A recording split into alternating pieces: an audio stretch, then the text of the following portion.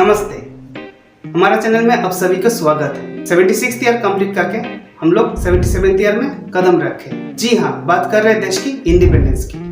लेकिन क्या हम लोग सही मायने में हर तरह से स्वाधीन हैं? जीने के लिए एक सबसे इम्पोर्टेंट रिसोर्स है फाइनेंस या पैसा। और फाइनेंस के बारे में जब भी हम बात करते हैं तो फोकस सिर्फ और सिर्फ कितना पैसा है यही रहता। लेकिन कभी हम सोचे कि हमारे देश में कितना लोगों के पास फाइनेंशियल फ्रीडम है? फाइनेंशियल फ्रीडम ये वर्ड शायद नया लग रहा है, हमें से बहुतों के लिए ये वर्ड नया है या फिर काफी लोगों को पता भी होगा पर सही अंडरस्टैंडिंग नहीं है। चलिए एक नजर डालते हैं इंडियन इंडिविजुअल हाउसहोल्ड का टोटल एसेट पर। American multinational independent investment bank और फाइनेंशियल सर्विसेज कंपनी जेफरीज का एक रिपोर्ट अनुसार इंडियन इंडिविजुअल हाउसहोल्ड का टोटल एसेट 2003 मार्च तक $11.10 ट्रिलियन, जिसका 3.4% कैश में, 4.7% इक्विटी में, 5.8% प्रोविडेंट एंड पेंशन फंड में, 5.9% इंश्योरेंस में, 14% बैंक डिपॉजिट में, 15.5% गोल्ड में और 50.7% प्रॉपर्टीज एंड रियल एस्टेट में है। ये डाटा से क्या समझ में आता है? मेजॉरिटी लोग का इन्वेस्टमेंट किस पे है और क्या ये सही तरीका है?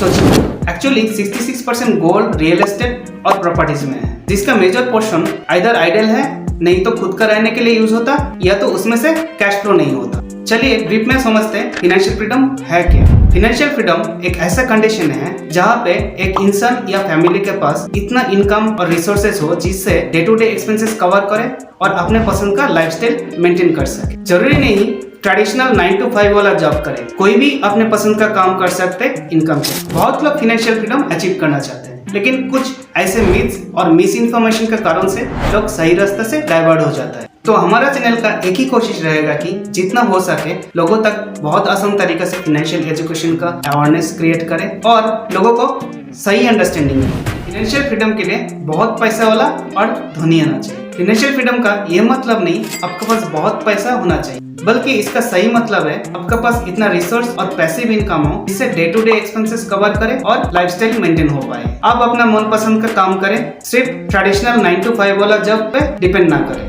फाइनेंशियल फ्रीडम के लिए बड़ा रिस्क लेना पड़ेगा। थोड़ा कैलकुलेटिव रिस्क वेल्थ क्रिएशन का पार्ट जरूर हो सकता है, लेकिन जरूरी नहीं आपको हाई रिस्क लेना पड़ेगा। एक बैलेंस्ड और डाइवर्सिफाइड अप्रोच ज्यादा सस्टेनेबल और सिक्योर होता है।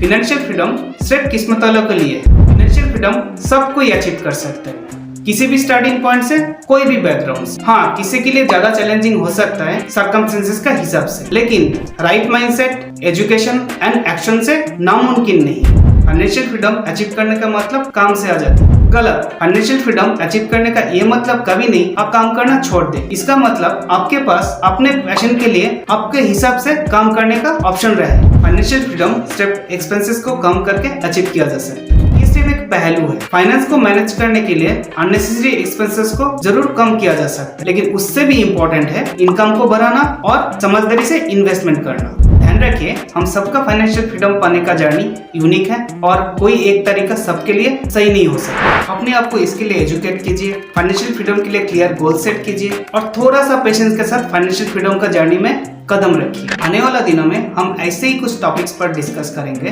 जिससे आपका फाइनेंशियल अवेयरनेस बढ़े और आप अपना सिचुएशन के हिसाब से फाइनेंशियल फ्रीडम का जर्नी में आगे बढ़े।